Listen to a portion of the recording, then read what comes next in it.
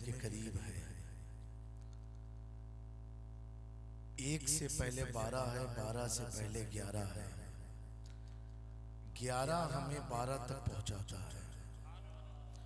11 बड़े पीर दस्तगीर की 11वीं है। वो 11 कहाँ तक ले जाता है?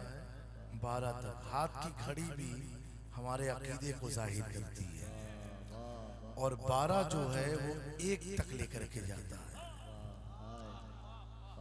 और जो 13-14 वाली घड़ी है वो सिर्फ आपको रेलवे स्टेशन पर नजर आएगी। वो घड़ी 13-14 वाली हाथों की जीनत नहीं बनी, हाथों की जीनत वही घड़ी बनी जो 12 से 1 पर लेकर के आती है। तो अल्हम्दुलिल्लाह इतना अच्छा बयान रहा।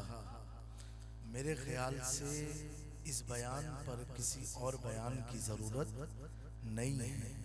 आज की बज़्म के लिए यही बयान अगर आप समझ जाओ, वब्तगी या अय्युहल्लज़ीना आमनु तक़ुल्लाह वब्तगू इलैहिल वसीला, तो यकीनन हम खुदा की बारगाह तक के वसीले तक पहुंच जाएंगे। लेकिन इसमें 2 बात अर्ज करके फिर सोराब भाई पढ़ेंगे या जो भी प्रोग्राम की कार्रवाई चलती रहेगी, वो ये है कि आजकल एक चीज खूब चलती है कि अब हम में वो ईमान नहीं रह गया। तकरीर में आप सुनते हो, अब वो मुसलमान नहीं रह गए, वो ईमान वाले नहीं रह गए। लेकिन आज की महफिल को देख के मैं कहूंगा आज भी वो ईमान वाले मौजूद हैं। आज भी वो ईमान वाले मौजूद हैं। कोई कहेगा अब हमें वो ईमानी हरारत ना रह गई, मैं कहूंगा समस्तीपुर का जलसा देखो, आज भी हरारत मौजूद है। 5-6 डिग्री टेम्परेचर हो, और अल्हम्दुलिल्लाह ये मजमा गरीब नवाज के फैजान से बता रहा है, बाहर का टेम्परेचर कुछ भी हो, सुन्नियों का अंदर का टेम्परेचर हमेशा हाई रहा, हमेशा हाई रहा करता है। वो और कौम है जो बाहर के तापमान से इरादे बदल देती है, ये वही कौम है दस्त क्या दरिया में छोड़े हमने, बहरे सुल्मात में दौड़ा दिए घोड़े हमने। ठंडक का काम था सुला देना, मोहब्बत का काम था जगा के बैठा।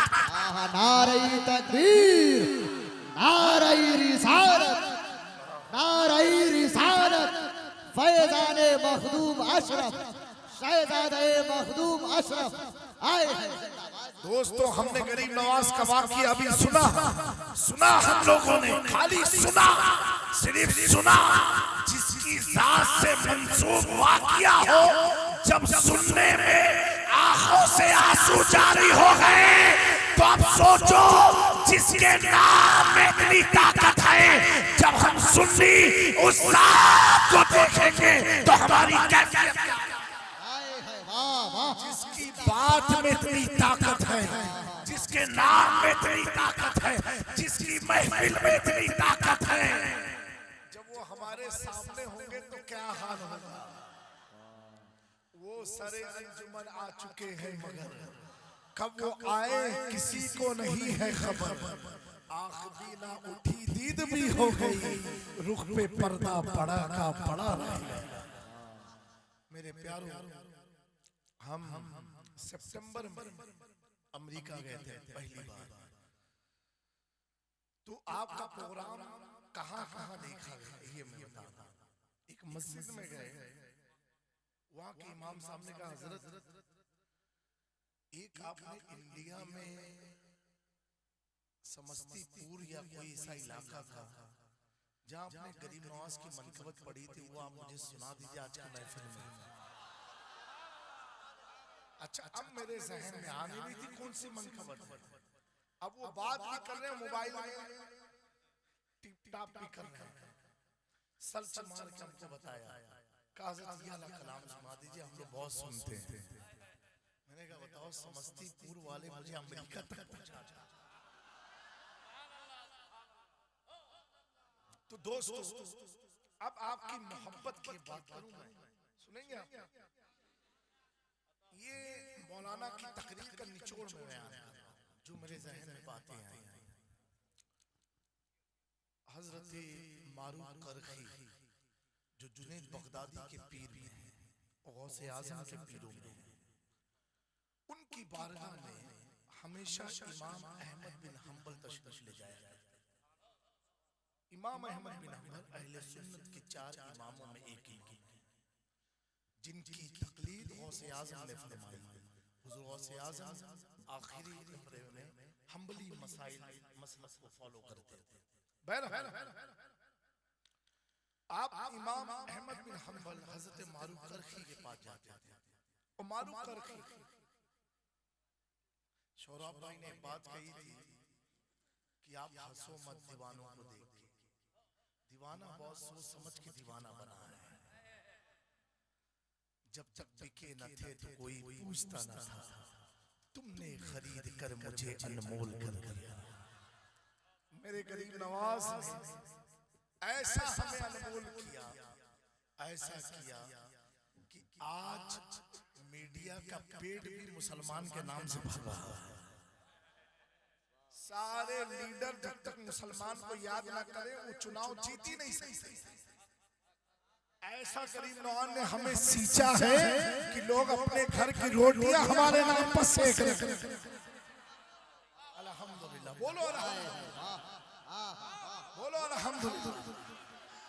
और हम कहते हैं ये लाख पॉलिसियां बनाए, कुछ भी करे, कुछ भी करे, कुछ भी करे, हमारे इमाम अहमद रजा ने 100 साल पहले ही इरशाद फरमाया था, मिट गए मिटते हैं, मिट जाएंगे अदा तेरे, न मिटा है न मिटेगा कभी चर्चा।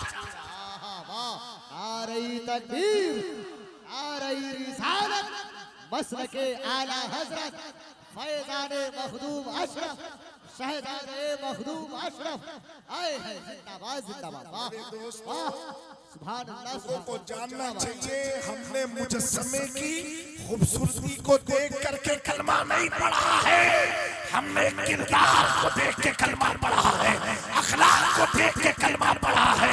अरे वो कोई और होते हैं जो खुदा को देखने के बाद भी खुदा की मानते नहीं। हमने तो खुदा को नहीं देखा, रसूल को नहीं देखा, उनके नाइक को देखा। हम समझ गए जम्बोइनुद्दीन का अखलाक किरदार ऐसा है तो अहमद मुख्तार का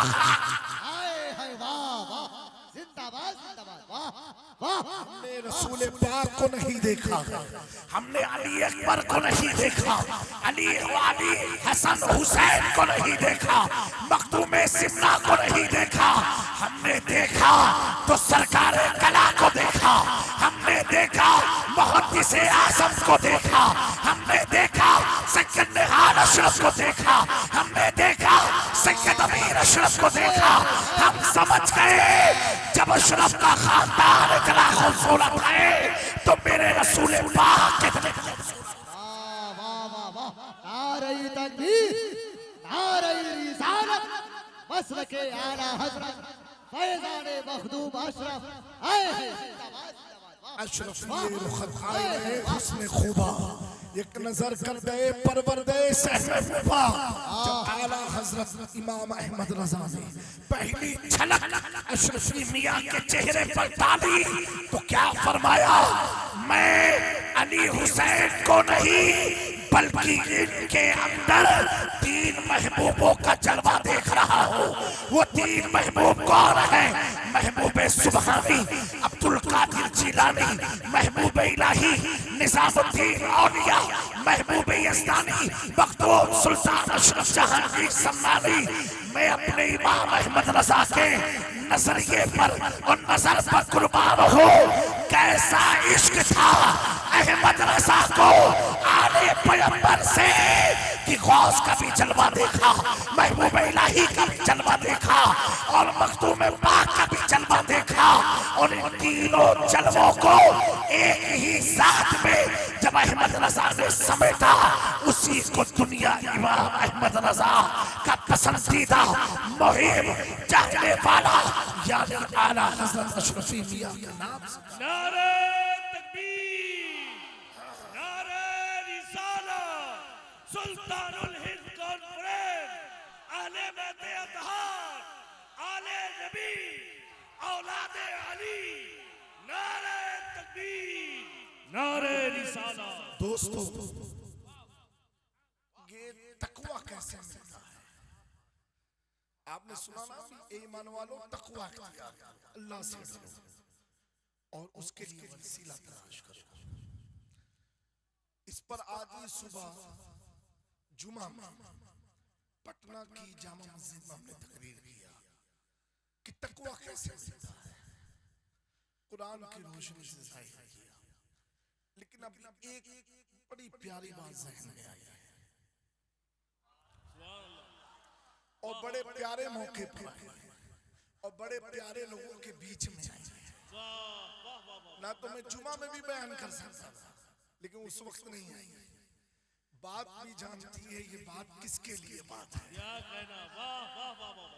अब तकवा कैसे मिलता है? पहले हम मुत्तकी हो, उसके बाद अल्लाह के लिए वसीला तलाश करो। अभी मुत्तकी हो ही नहीं पाए तो वसीला तो सेकंड कैटेगरी में गया। क्या कहना? अब मुत्तकी कैसे बनना है? तो हज़रत मालूक करखी की बारगाह में इमाम अहमद बिन हंबल जाते थे और मालूक करखी बज़ाहिर फकीराना अंदाज एक कोने में कहीं पड़े रहते थे, बाल खुले हुए, कपड़े फटे हुए, फकीराना अंदाज। तो एक दिन इमाम अहमद बिन हंबल से कुछ उलमा ने पूछा बगदाद के, कहा कितने बड़े आलिम हैं, मुज्तहिद हैं, आपके मज़हब को लोग फॉलो करते हैं और आप कहाँ एक फकीर के पीछे अपना वक्त बर्बाद कर रहे हैं? फकीर कौन है? गौसे आजम के पीरों में है। सुभान अल्लाह। कहा उसके पास जा करके आपकी शख्सियत इतनी ऊंची है कि लोग आपका नाम सुन के खड़े हो जाते हैं। और आप किसके पास जाते हैं? जिसके पास ना मकान है, कभी नालियों के किनारे, कभी नहर दजला के किनारे, कहीं झोपड़ी में, कहीं कहां, उस आदमी से हम मिलने जाते हैं। अल्लाह अकबर। इमाम अहमद बिन हंबल फरमाते हैं, ए उलमा की जमात, आज भी उलमा लोग यही सब तनकीद करते हैं, उससे काहे का मिलते हैं? काहे उलमा की जमात? कोई उसकी तरह कोई फकीर दूसरा भी कोई बगदाद में है? क्या उसकी तरह कोई और है तो मुझे बताओ।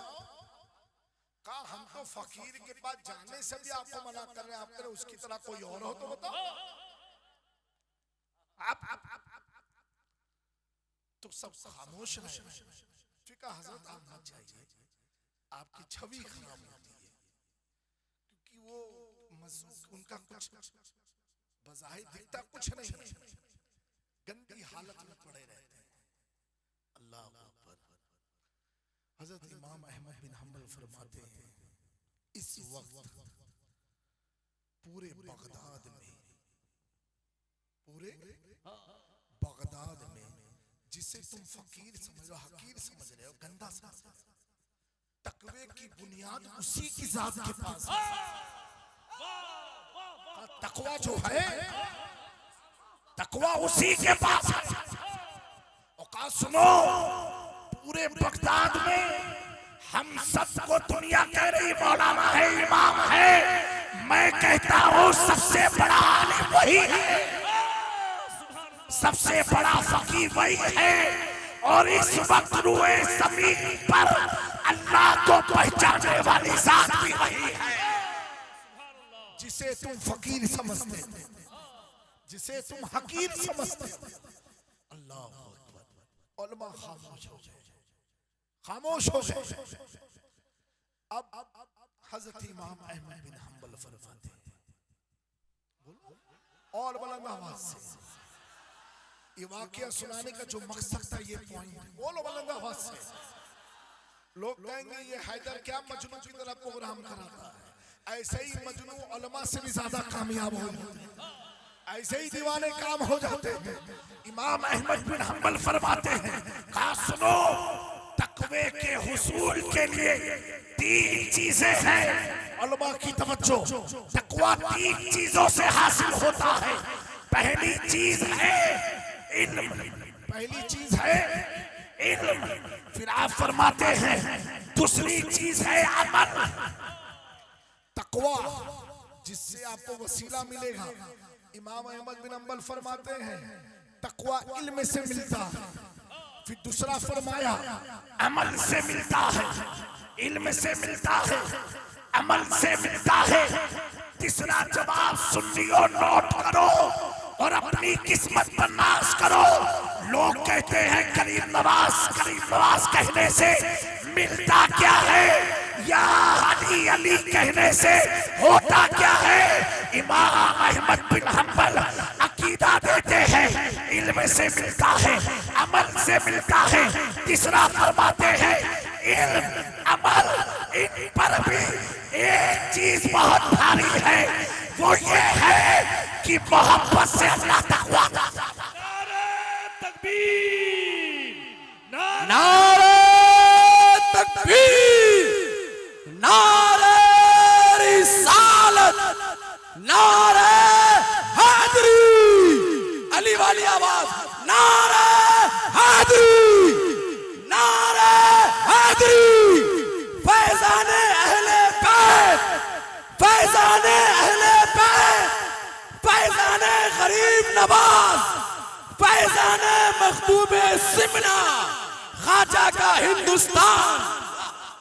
क्या फरमाया, अमल और इल्म पर भी भारी मोहब्बत है। मोहब्बत तो पता क्या चला, ये मोहब्बत सबके हिस्से की चीज नहीं है, क्योंकि अमल दिखने में आता है, इल्म दिखने में आता है, मोहब्बत दिखने में नहीं आती है।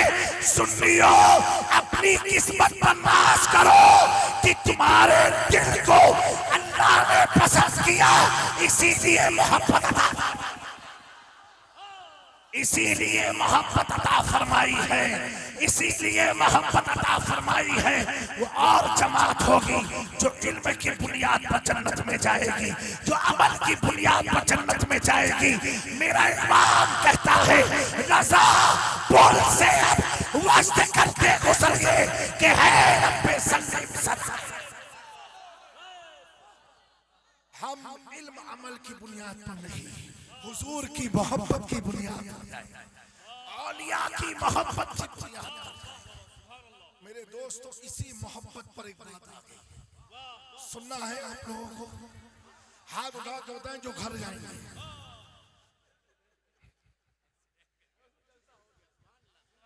इसी मोहब्बत पर ये सारी क्रेडिट ये मौलाना को जाती है जिन्होंने मेरा माहौल बना दिया।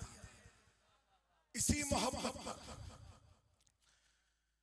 इमाम जाफर सादिक से, जिनकी नियाज अभी आने वाली 22 रजब, 22 ही रजब को करना। मसलक आला हज़रत को मानते हो कि नहीं? बोलो बोलो, मानते हो ना?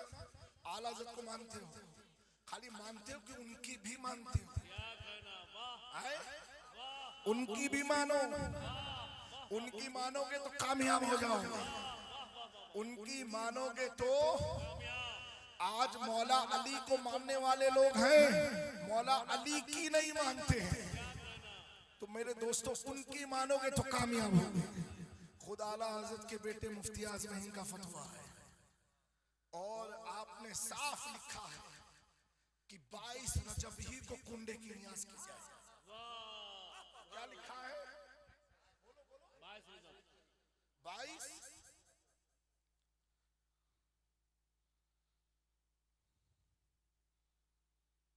देखो, ये मुफ्ती आज़म हिंद का फतवा है। और जब ताजुल शरिया से पूछा गया इस कुंडे के बारे में, आपने भी फरमाया नहीं, 22 रजब ही को करना चाहिए। समझे आप लोग मेरी बात को? किसी के बहकावे में मत आओ। इसी नियाज से हमारी नस्लें ईमानदारी पर कायम रहेगी।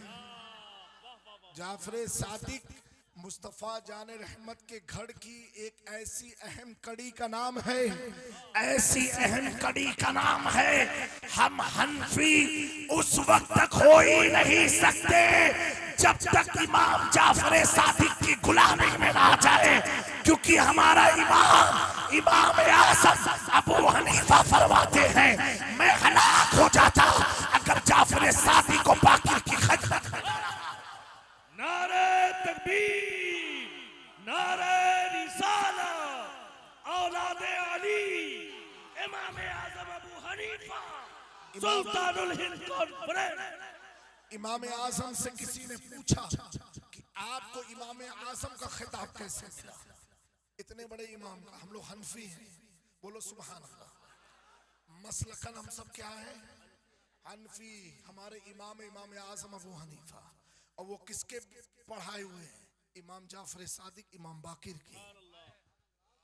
अब इमाम आज़म से पूछा कि आपको इमाम आज़म का खिताब कैसे मिला?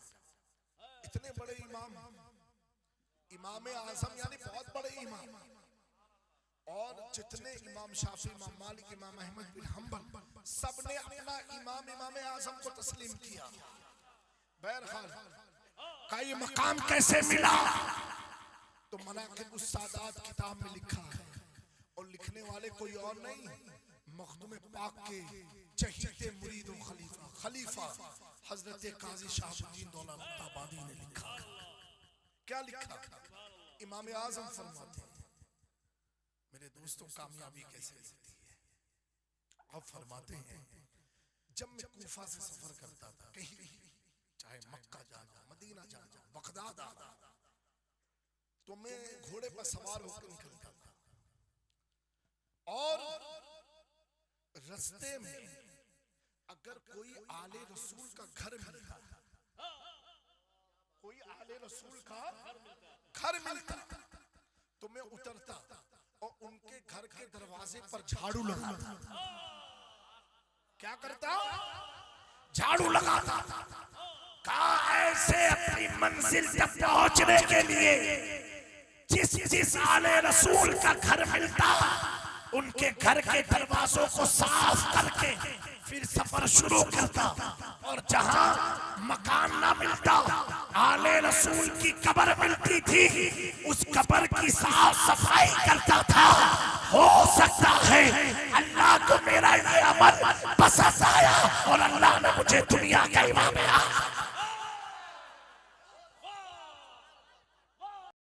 ये नहीं कहा कि किताब पढ़ने से मिला है, ये नहीं कहा सुन्नत लिखने से मिली है, ये नहीं कहा फकीह बनने से मिली है, ये कहा आले रसूल की खिदमत से मिली है।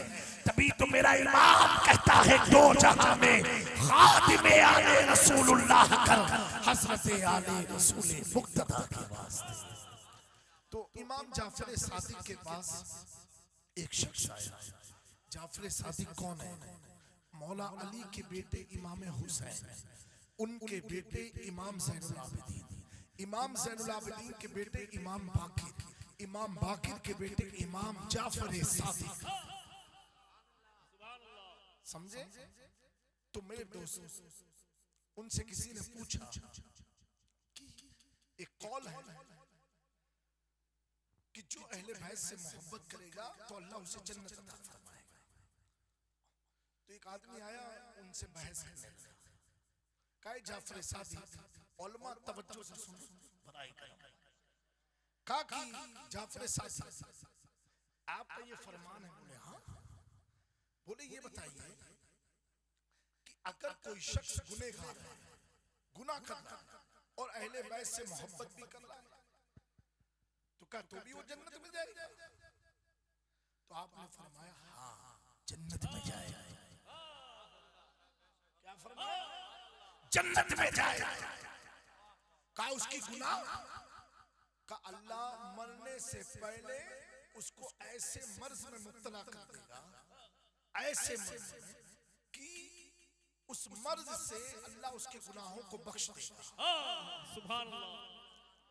फिर पूछने वाले ने कहा अगर कोई गुनहगार है और अहले बैत से मोहब्बत करता है और मर भी गया बहुत आसानी से, कोई बीमारी उमारी उसको नहीं हुई, तो भी जन्नत में? आप फरमाते हाँ तो भी जन्नत में। कहा कैसे? कहा सकरात के वक्त जब रूह की निकाली जाएगी तो बड़ी तकलीफ दे दे करके निकाली जाएगी, एक दफा में नहीं, 3 दफा 4 दफा, ताकि उस तकलीफ से अल्लाह उसके गुनाहों को बख्श दे। तो वो शख्स कहता है ये कैसे पता चलेगा कि उसको इतनी तकलीफ हुई थी मौत के वक्त और अल्लाह ने उसको बख्श दिया? इमाम जाफर सादिक फरमाते हैं सुनना था, अगर वो अहले बैत से मोहब्बत करता है और सकरात को उसे तकलीफ नहीं भी हुई फिर भी जन्नत में जाएगा। क्यों? कब्र में उसके गुनाह का उसे आज़ाब मिलेगा लेकिन जन्नत में जाएगा। उसने कहा कब्र तो किसी ने देखी नहीं किसी की, कैसे हम मान लें कि उसको आज़ाब मिल रहा है फिर जन्नत में आपके साथ जाएगा? अब वो इमाम जाफर सादिक को सता रहा था। किसको सता रहा है? जो जन्नत के मालिक हैं, जिनके लिए जन्नत है। हम सब जन्नत के लिए आए, जन्नत उनके लिए है। हुजूर पाक फरमाते हैं लोगों को इश्तियाक है कि मैं जन्नत को देखूं, कि जन्नत में चला जाऊं, और जन्नत मुश्ताक है मैं अली को देख लूं, अली को देख लूं। हम चाहते जन्नत को देख ले, जन्नत चाहती मैं अली को देख लूं। मेरे दोस्तों फिर उसने सवाल पूछा, अल्लाह। अब इमाम जाफर सादिक चला गया। आपने कहा तेरे सारे सवाल का एक जवाब सुन ले। अगर कोई शख्स अहले बैत से मोहब्बत करता है, गुनहगार भी है, तो दुनिया में उससे अल्लाह तंगी की जिंदगी अता करेगा। तंगी यानी इतना उसे पैसा वैसा नहीं मिल पाएगा, तंग जिंदगी हो जाएगी, जन्नत उसे मिलेगी। तो कब पता कैसे चलेगा?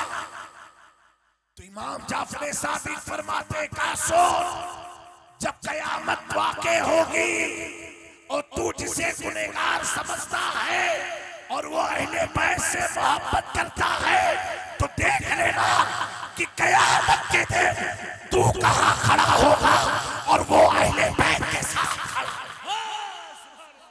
वो अहले बैत के साथ खड़ा रहेगा।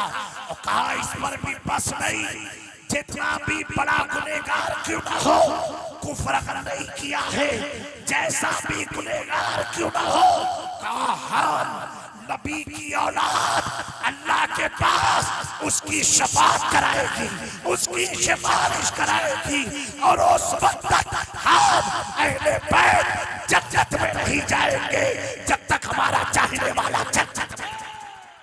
नारे तकबीर, नारे रिसालत, आले नबी, औलादे अली। इसीलिए दोस्तों मुहद्दिस आज़म नारे हैदरी, मुहद्दिस आज़म ने फरमाया है मकाम इश्क है कानून की इज्जत से बहुत वाला, यहाँ हर आने वाला अक्ल से बेगाना आता है, तेरे दरबार में अशरफ तेरा दीवाना आता है। आप यकीनन मुबारकबाद के मुस्तहिक हैं कि अल्लाह ने अगर इल्म नहीं है, अमल नहीं है, लेकिन एक मोहब्बत आपके सीने में रखा है, और ये मोहब्बत ये मामूली नहीं होती है, ही के सीने में आती है जिसके सीने से अल्लाह मोहब्बत फरमाता है, जिनसे अल्लाह मोहब्बत फरमाता है।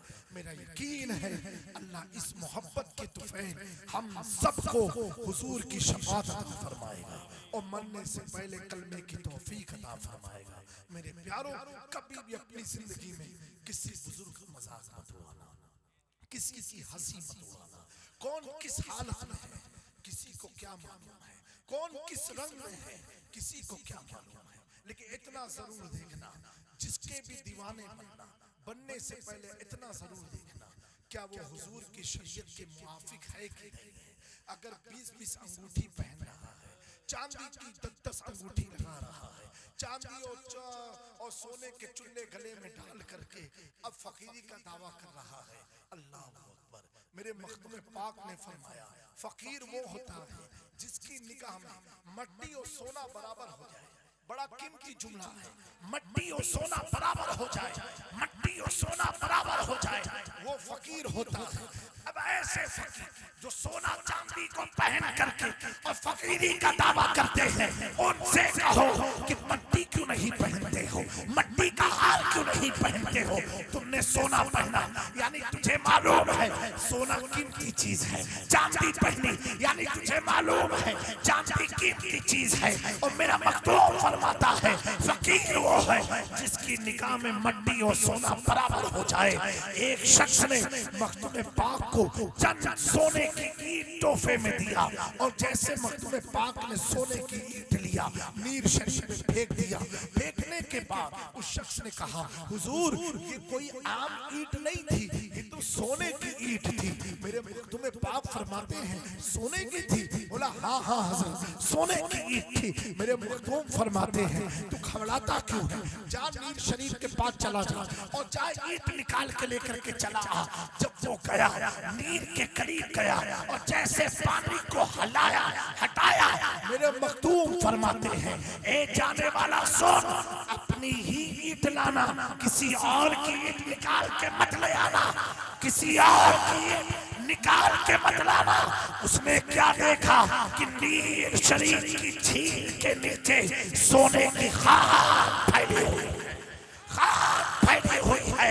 फिर मेरे मखदूम फरमाते हैं तूने इस फकीर को क्या समझ के रखा है, मैंने अल्लाह और रसूल की रजा के लिए अपनी सल्तनत को छोड़ा है और मैं ये चंद सोने की ईंट पर बिक जाऊंगा, ऐसा हो नहीं सकता है। फकीर की निगाहों में मट्टी और सोना बराबर। मेरे दोस्तों, मेरे प्यारों, ऐसे दरवेशों ने इस्लाम को बचाया है और फैलाया है, बचाया। और लेकिन मैं इतना जरूर कहूंगा आज के हालात बड़े पुरफुरन दौर है। अब आप सोचो हर चीज का एक वक्त होता है, आला लिखा है रजा हर काम का एक वक्त है।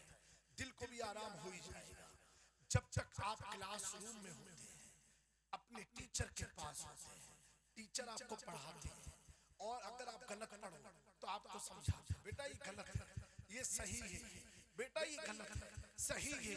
सही बात है कि नहीं? लेकिन कुछ दिनों के बाद जब आप इम्तिहान की गाह में जाते हैं, एग्जामिनेशन हॉल में बैठते हैं, अब वही टीचर आप गलत लिख रहे हो, टीचर टोकेगा नहीं, मुस्कुरा के आगे चला जाएगा, मुस्कुरा के आगे चला जाएगा।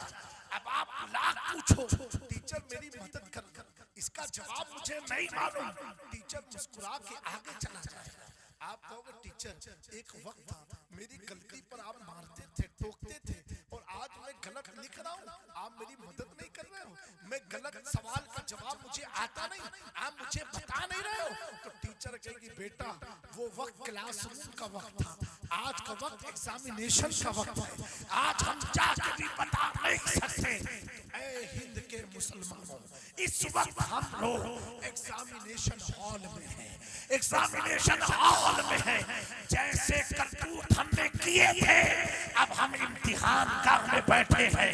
अब तुम चाह लो कि कोई फिर मखदूम अशरफ आ करके हमारी रहनुमाई करते, कोई गरीब नवाज आ करके हमें बचा ले, यकीनन वो बचा सकते हैं, वो बचाते हैं तभी तो हम बचे हैं। लेकिन मेरे प्यारों हर वक्त क्लास का वक्त नहीं होता है, ये इम्तिहान का वक्त है। अब मेरे ख्वाजा देख करके ये देखेंगे कि जितना मैंने पढ़ाया था तूने सीखा था कि नहीं सीखा था, जितना समझाया था तूने समझा था कि नहीं समझा था। ए मुसलमानों गौर करो हम किस दौर में जी रहे हैं, किस दौर में जी रहे हैं। जब आंखें खोली थी हमारा ईमान था कि मक्का मदीना सऊदी में शराब हराम है, शराब पी नहीं सकते, डांस हराम है, डांस हो नहीं सकता। हम जवानी की दहलीज पर खड़े हुए, हमने इसी आंखों से देखा, अब शराब खाने खुलने लगे, बुत खाने खुलने लगे, डांस क्लब खुलने लगे, बार क्लब खुलने लगे। मेरे प्यारों, एक आशिक़े रसूल सिर्फ खून के आंसू गिराता रहेगा। ए अल्लाह, जब पैदा हुए थे हमने सुना था ये तो हराम है, आज ये सारी चीजें उस मुल्क में हो रही है जहां आका आराम फरमा रहे हैं, उस मुल्क में हो रही है जहां काबा मौजूद है। तो गैर से निदा आएगी, बेटा सो, अब एग्जामिनेशन हॉल में हो, अब इम्तिहान का में हो, अब तुम्हें खुद तुम्हारा फैसला करना होगा, हक क्या है, बातिल क्या है। अगर आज भी इन खुराफात को देख के हमारे दिलों को तकलीफ ना पहुंचती हो तो समझ जाना हम मर चुके हैं, दिल मुर्दा हो चुका है, दिल में जिंदगी बाकी ना रही है। तो ये अंग्रेजों का एजेंडा था, ये अंग्रेजों का प्लान था, ये यहूदियों का इरादा था। उन्होंने पहले पेप्सी, कोको कोला में अल्कोहल जैसे बड़ा अल्कोहल जैसे जरासीम को हल्की मिकदार में डाल करके पहले आपको इस कोल्ड ड्रिंक का आदी बनाया। इसके आदी बनने के बाद अब वक्त क्या आ गया, अब शराब की तरफ आदमी जा रहा है। कह रहा हजरत इसमें नशा नहीं होता है। अल्लाह अकबर। ऐ मेरी कौम के नौजवानों, इतना याद रखना, जिस ख्वाजा गरीब नवाज की आज हम मिलाद मना रहे हैं, उर्स मना रहे हैं, मेरे ख्वाजा गरीब नवाज ने तकरीबन 60 साल 60 ईयर उन्होंने अपनी पीठ को जमीन पर नहीं लगाया, जमीन पर नहीं लगाया। 60 साल तक गरीब नवाज कभी हाथों के बल सोते रहे, कभी दीवार के बल सोते रहे। मैं पूछना चाहता हूँ, ऐ गरीब नवाज, जब सोने के लिए बिस्तर था आप सोए क्यों नहीं? तो ख्वाजा कहेंगे सोना तो चाहता था, ईमानी हरारत कहती थी, ए मोइनुद्दीन तू कैसे सो सकता है? तूने अभी दीन का काम किया क्या है? दीन का काम कर ले, फिर तू चैन की नींद सोना। मेरे प्यारों 60 साल में सोए नहीं, किसके लिए नहीं सोए? क्या अपनी बीवी के लिए, क्या अपने बच्चों के लिए, क्या अपने खादिम के लिए, क्या अपनी खानका के लिए, क्या अपनी मस्जिद मदरसे के तहफ़्फ़ुज़ के लिए?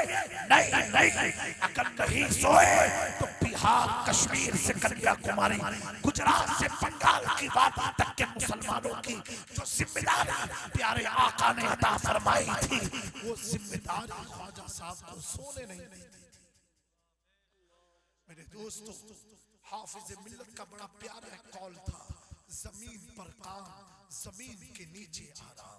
मैं कहता हूँ जैसा काम वैसा आराम। अगर चाहते हो अपनी नस्लों का तहफ़्फ़ुज़, अपने नस्लों के अकीदे का तहफ़्फ़ुज़, मेरे दोस्तों आज ही समझ जाओ, आज ही समझ जाओ। वक्त बड़ी तेजी से बदल रहा है, वक्त बड़ी तेजी से तब्दील हो रहा है। जिस हवाई जहाज में उड़ने से पहले लोगों की सांसें रुक जाती थी कि आफियत के साथ मंजिल पर पहुंच जाए, पूरे जहाज में सन्नाटा हो जाता था। आज जब सफर किया तो पूरे जहाज में एक नारा गूंज रहा था जो अयोध्या से निकला हुआ। मैं सोचने पर मजबूर हो गया, एक बातिल कौम अपने रब की इतनी वफादार कि जहाज में भी नारे बुलंद करे, सफर में भी नारे बुलंद करे, और एक सच्ची कौम जिसका रब खुदा सच्चा है, जिसका रसूल सच्चा है, जिसके पास कुरान सच्ची है, जिसके पास आए हुए पैगाम सच्चे हैं।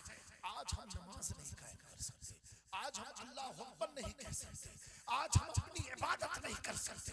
अरे अपनी इबादत तो छोड़ो, अपनी मस्जिद को नहीं बचा सकते। दोस्तों, कैसे हालात में हम जी रहे हैं।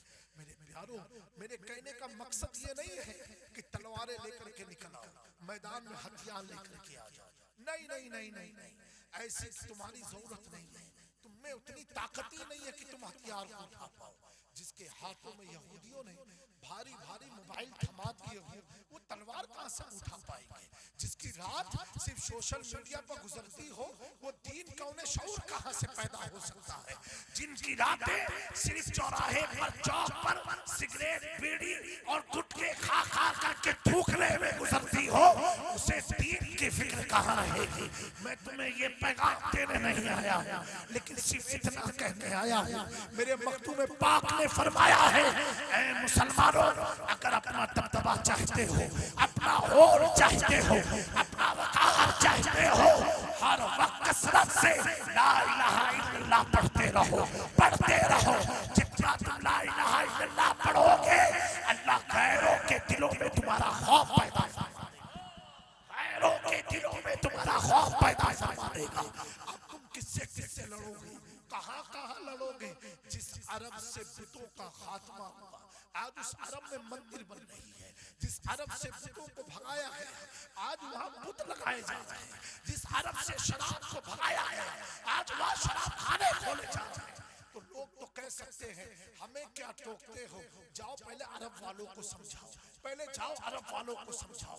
मेरे इमाम अहमद रजा ने जो 100 साल पहले तालीम दिया था और बताया था, ये सऊदी ये मुसलमान नहीं है, ये नाम के मुसलमान है, ये यहूदी है, ये देवबंदी ये यहूदी है, ये वहाबी ये यहूदी है, इनकी फिक्र यहूदी वाली है।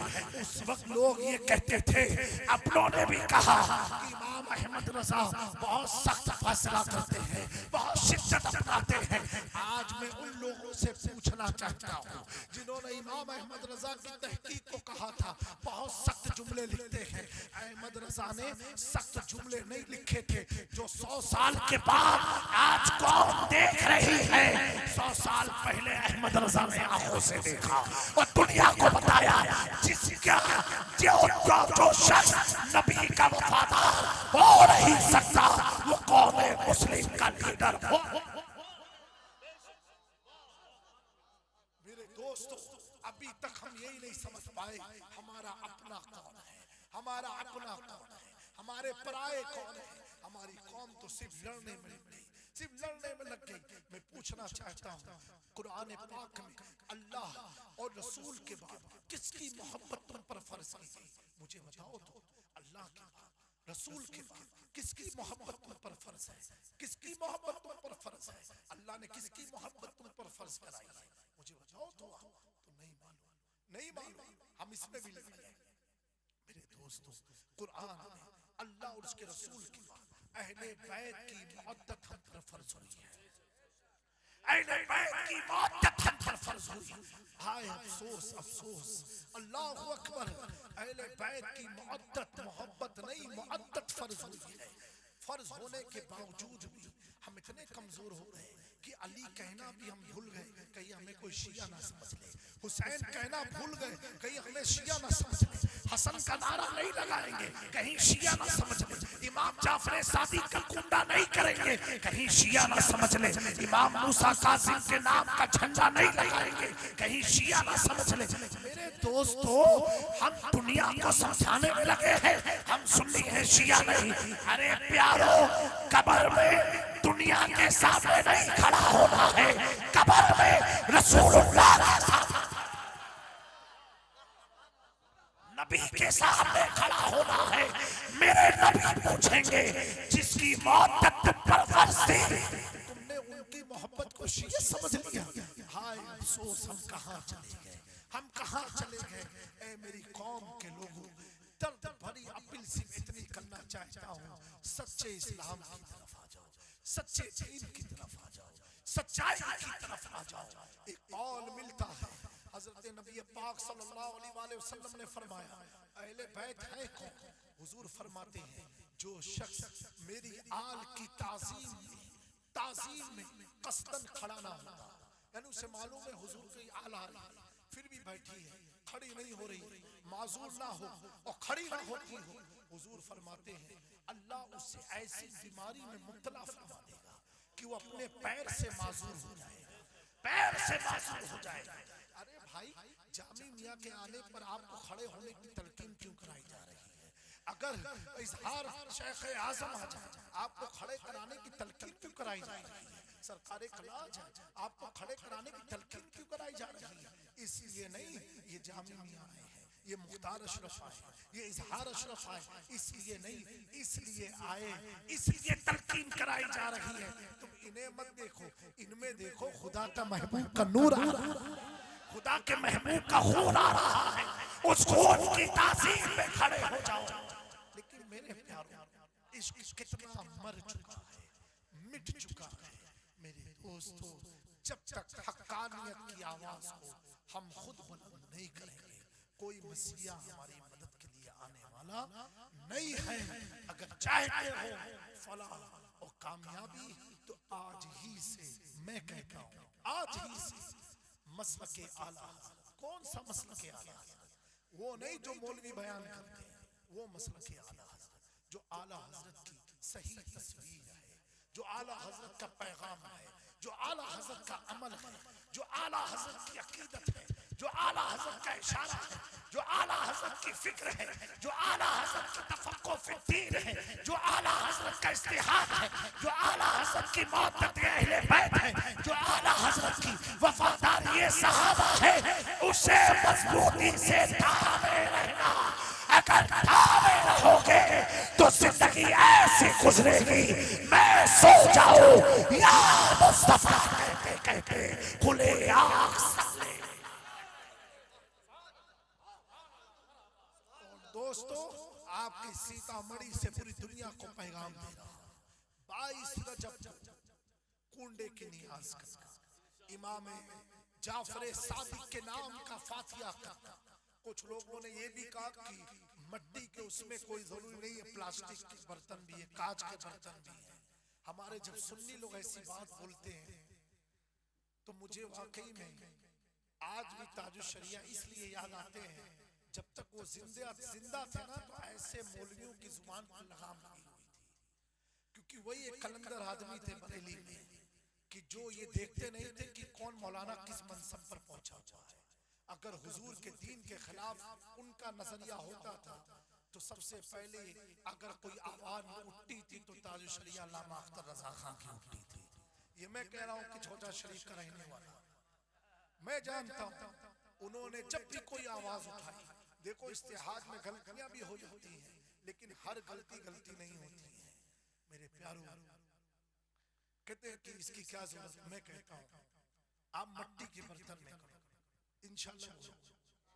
किसमें करो? मट्टी के बर्तन। कम से कम एक दिन हुजूर की सुन्नत तो जिंदा करोगे, कम से कम एक दिन मट्टी के बर्तन में खा के इतना तो सोचोगे कि आज मैंने आका की सुन्नत को जिंदा किया। और हुजूर फरमाते जिसने मेरी सुन्नत को जिंदा किया वो जन्नत में मेरे साथ।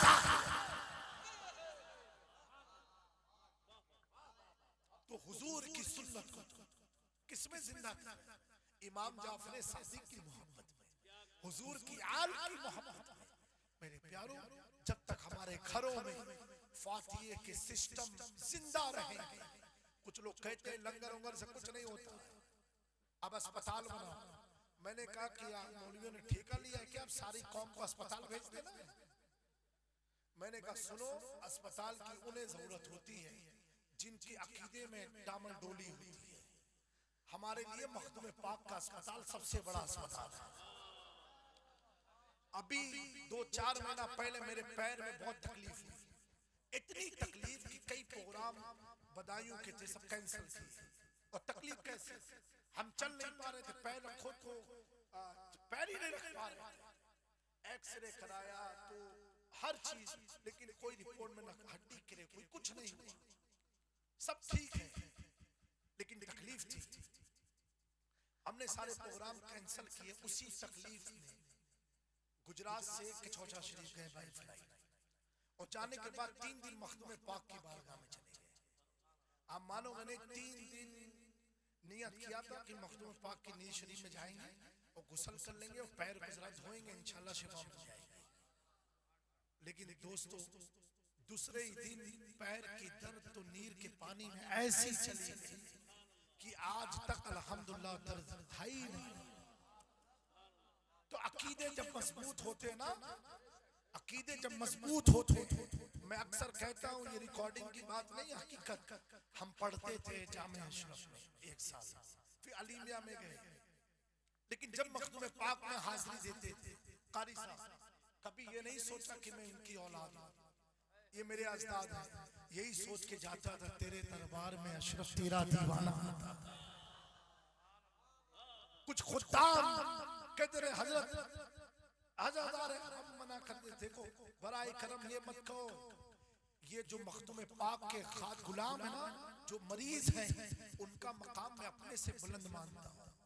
ये मखदूम पाक के मेहमान हैं, ये मखदूम पाक के बुलाए हुए हैं, इनके सामने कोई हजरत नहीं है, ये खुद हजरत है, ये खुद हजरत है।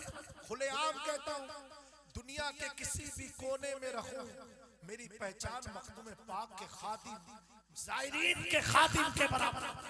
जो मखदूम पाक की बारगाह के मेहमान आते हैं ना, उनका मैं अदना सा खादिम हूँ, क्योंकि मेरे मखदूम के जो ज़ाहिर है उनमें किसी को क्या मालूम कि वक्त का कौन गौस आता होगा, कौन कुतुब आता होगा, कौन अब्दाल आता होगा।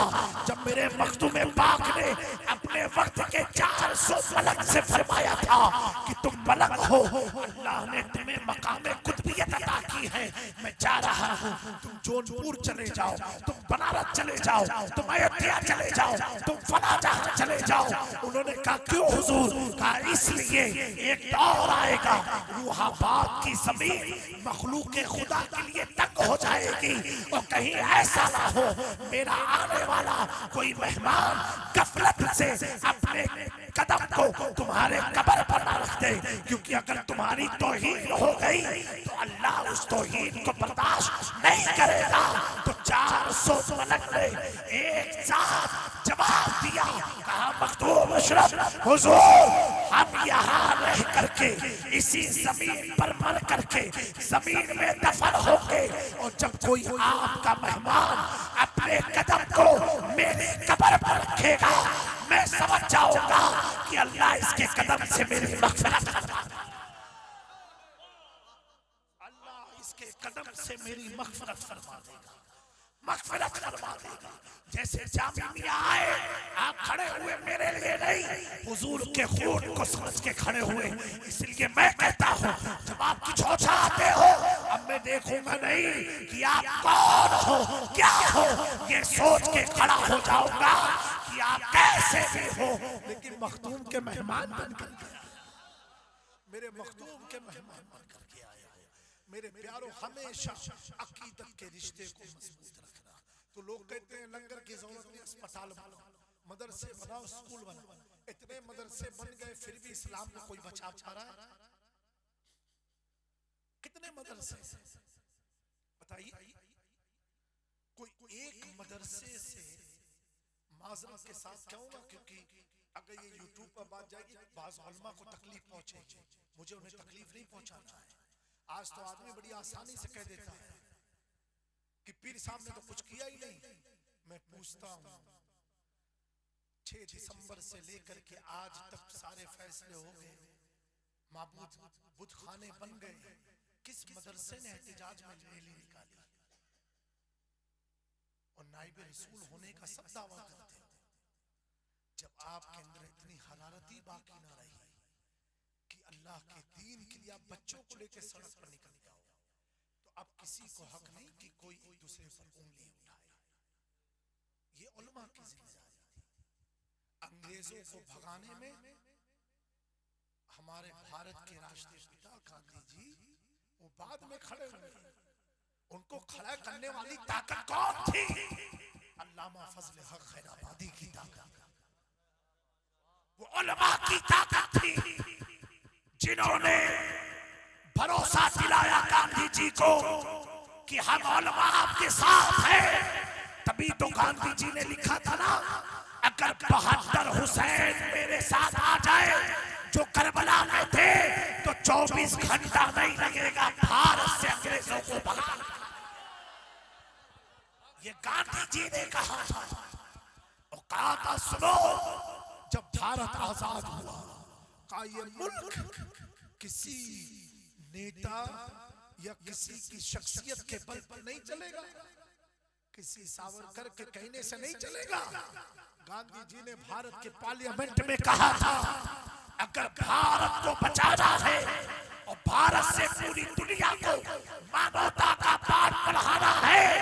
इस मुल्क पर वही कानून लगा दो जो उमर ने मदीने में कानून बनाए। मदीने के कानून से ये मुल्क की बका है, ये मुल्क का तहफ़्फ़ुज़ है। इसी तरह गांधी जी नोट पर नहीं छपे हैं, उन्होंने इतने जुमले बोले ना, उलमा से पूछो अगर काफिर भी अच्छी बात कहता है ना तो अल्लाह उसे दुनिया ही में उसका सिलाता है। पूछो, आखिरत में हिस्सा नहीं, लेकिन दुनिया में उसे क्या इज्जत मिली? ना वो किसी मैदान में, ना अंग्रेज के सामने, फिर भी हर मुसलमान की जीत में है। जो कहते पीर का फोटो मत रखो, लेकिन गांधी जी का फोटो तो रखना ही रखना। बगैर उनके फोटो के कोई चारा नहीं है। और किसी को ना पसंद हो, सारे गांधी जी मेरे पास ले आओ। हाँ, बगैर गांधी जी के ना आप हज कर सकते हो, ना उम्रा कर सकते हो, ना बगदाद जा सकते हो, ना अजमेर जा सकते हो। गांधी जी तो चाहिए चाहिए। तवाफ करो तो गांधी जी साथ, मदीने शरीफ ज़ियारत करो तो गांधी जी साथ। तो गांधी जी को इतना मकाम मिला कैसे?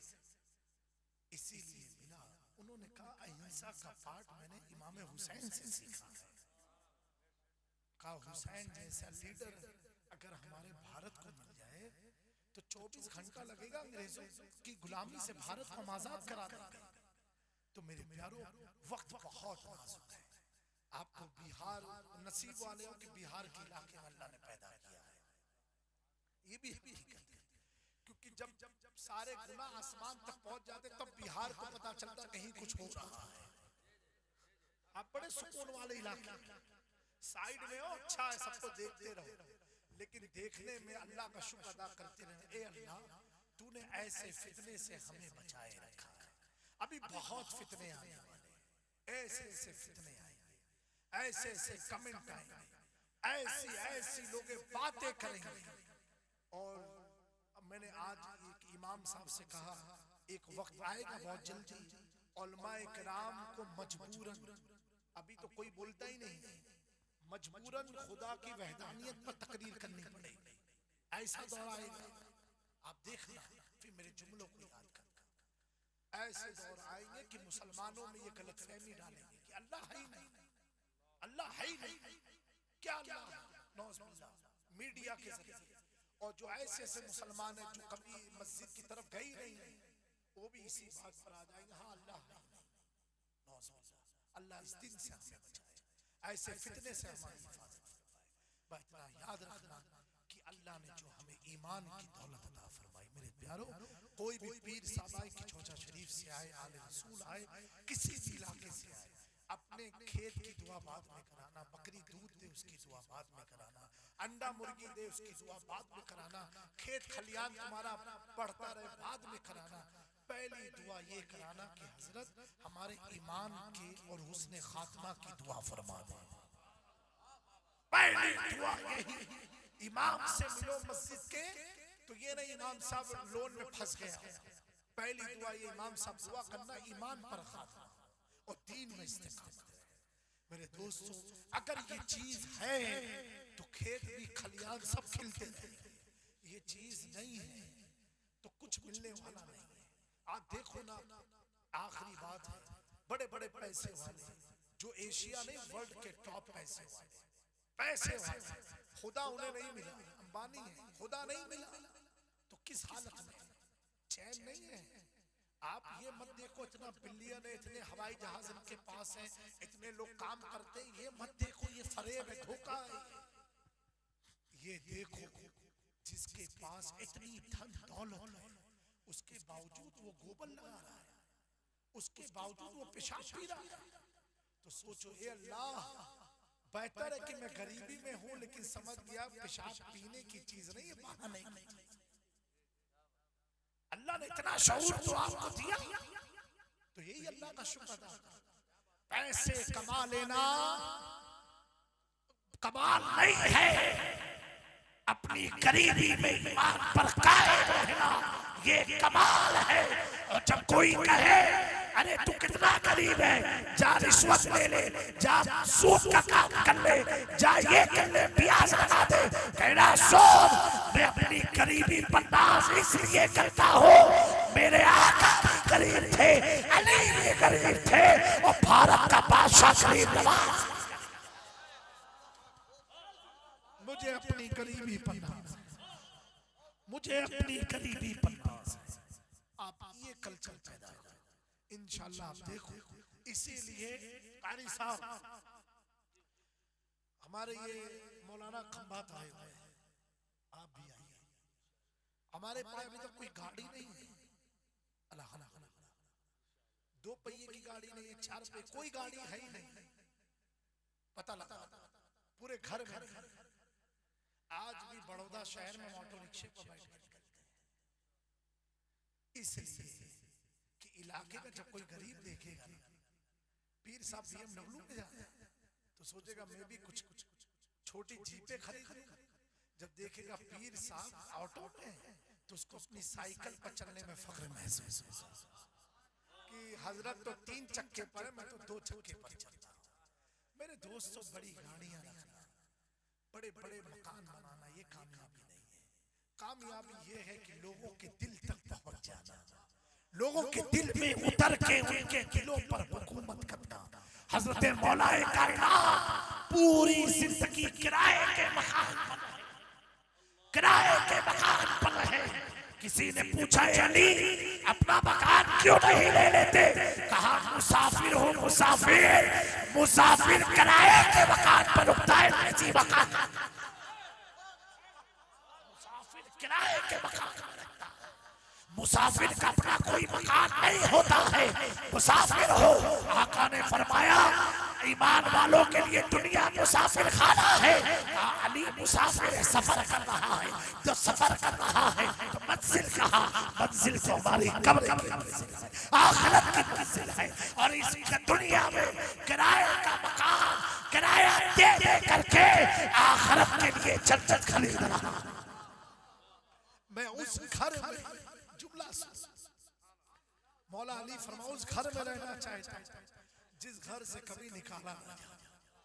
ये घर तो ऐसा है, करोड़ों रुपया पता नहीं कितनी कितनी क्या क्या उल्टा सीधा करके बना दिया घर, लेकिन 60 65 40 साल की उम्र में जब हुक्म होगा तो इसी घर से आपको निकल जाना है। मौला अली फरमाते हैं ऐसे घर को बनाने का फायदा ही क्या है कि जो घर बना के भी घर से निकल जाए। तो आप फरमाने में उस घर के मतलब उस घर में जिस घर से कभी मौत वाक़ई ना हो, कभी निकाला ना जाए। मेरे दोस्तों, इसी वक़्त का थोड़ा खा, हलाल खा और अल्लाह का शुक्र अदा करते रहो, अल्लाह का शुक्र अदा करते रहो। तुम्हारी चटनी रोटी और दाल चावल में जितना शिफा है इतना पिज्जा बर्गर में नहीं है। उस खाने वालों को कैंसर हो रहा है, कीमत भी 600 700 800 रुपया, इतनी कीमत देने के बाद भी वो हजम नहीं कर पा रहे। आप अल्लाह का शुक्र मनाओ। आप तो भाटी चोखा खा लेते हो, उसको भी हजम कर दिया और कोई बीमारी आने नहीं दे। हमेशा हलाल खाओ और जो भी खाओ शुक्राना खुदा का अदा करते रहो। ए अल्लाह तेरा शुक्र है कि तूने हमें रिज़्क अता फरमाया, तूने हमें जान अता फरमाई, तूने हमें औलाद अता फरमाई, तूने हमें औलाद मकान अता किया। अगर किसी को अल्लाह ने दिया है तो वो अपनी चीज ना समझे, अपने रब की चीज समझे, बुजुर्गों की तरह मंसूब कर दे। हजरत रईस मिल्लत फरमाते मेरे वालिद साहब, अपना घर बनाओ लेकिन घर का नाम क्या रखो? अताए गरीब नवाज, फैजाने मखदूम सिम, अताए गौसे आज़म। ये वाला जब जंगले लगाओ ना तो ये सोच के मत लगाओ यहाँ से सूरज आए, यहाँ से हवा आए, ये सोच के जंगले लगाओ यहाँ से अजान की आवाज साफ आएगी, यहाँ से अजान की आवाज क्लियर आएगी। हज़रत रईस मिल्लत फरमाते हैं अगर कोई शख्स अपना मकान ऐसे बनाता है वो तो दुनिया से चला जाएगा लेकिन उसके मकान को कोई भी आग नहीं लगा सकता है। इसलिए ये मकान अब उसका नहीं, गौसे आज़म का मकान, ये मकान गरीब नवाज का मकान। अब कोई शख्स अगर इस जंगले को बंद कराने आएगा तो रईस मिल्लत फरमाता उससे लड़ने की जरूरत नहीं है, अल्लाह के फरिश्ते उससे लड़ेंगे। क्यों? तूने जंगला हवे के लिए थोड़ा लगाया था, तूने तो आजान सुनने के लिए जंगला लगाया। दोस्तों ये बुजुर्गों की ऐसी बातें हैं, ऐसी बातें अगर हमने उतार ली, हजरत फरमाते हैं कारी साहब, तो आपको हवा भी मिलेगी, रोशनी भी मिलेगी, सब मिलेगा, लेकिन आपकी नीयत क्या थी? अजान आने से। तो कहा उस अजान की बरकत से अल्लाह तुम्हारे जमले की हिफाजत फरमाएगा। अब कोई शैतान घुस नहीं पाएगा। क्यों? नीयत क्या थी? शैतान को बुलाने की नहीं, अजान को बुलाने की। और इन्नमल आमाल बिन्नियात, अमाल का दारोमदार नीयत पर डिपेंड है। अल्लाह तबारक व तआला हमारे हैदर भाई और तमाम उलमा इस इलाके के और भी खूब बरकत अता फरमाए। और ये महफिल गरीब नवाज ता कयामत इसी तरह जारी हो सकती, लंगर चलता रहे, लोग खाते रहे, लंगर खिलाने वाला खिलाता रहे, क्योंकि यहाँ खिलाने वाला हैदर नहीं है, यहाँ खिलाने वाला हैदर का आका गरीब नवाज है। वो तो उसने गरीब नवाज ने रख दिया, चलो हैदर तुम ये काम करते रहो, वो चाहे जिससे जो काम ले ले, ये उनकी बात है। जिसे चाहा दर पे बुला लिया, जिसे चाहा अपना बना लिया। ये बड़े करम के हैं फैसले, ये बड़े नसीब की बात है। इस बार छठी की तारीख नहीं मिली हैदर भाई को, तो मायूस हो गए। बोले हजरत, हमने कहा मदीना शरीफ है, अब बताओ क्या करना है। तो बोले अब तो मैं कुछ बोल ही नहीं सकता। हमने कहा ऐसा करो, आज की तारीख लिख लो। और मुझे 4-5 दिन पहले ही पढ़ने में आया कि 14 रजब गरीब नवाज की विलादत की तारीख है। ये मुझे मालूम नहीं था कि 26 जनवरी को गरीब नवाज की विलादत है, 14 रजब। और अल्हम्दुलिल्लाह जब ये तारीख फाइनल हुई तो देखो, अकीदत अगर मजबूत होती ना तो गरीब नवाज में लाज रखते। उनकी नियत थी गरीब नवाज के दिन में करने की। मैंने कहा हैदर भाई, उर्स तो सब मनाते हैं, गरीब नवाज की विलादत कोई नहीं मनाता, तो तुम 26 जनवरी को विलादत गरीब नवाज मना लो। अल्लाह ताला आप सबको शाद आबाद रखे, खुश रखे, ईमान पर कायम रखे। मेरे बोलने में कोई गलती खता हुई हो तो अल्लाह उनसे माफ फरमाए। अस्तगफिरुल्लाह रब्बी मिन कुल्लि ज़ंबि व अतूबु इलैहि व मा अलैना इल्लल बलाग। अस्सलामु अलैकुम। सुभान अल्लाह। अब आपके सामने शायर इस्लाम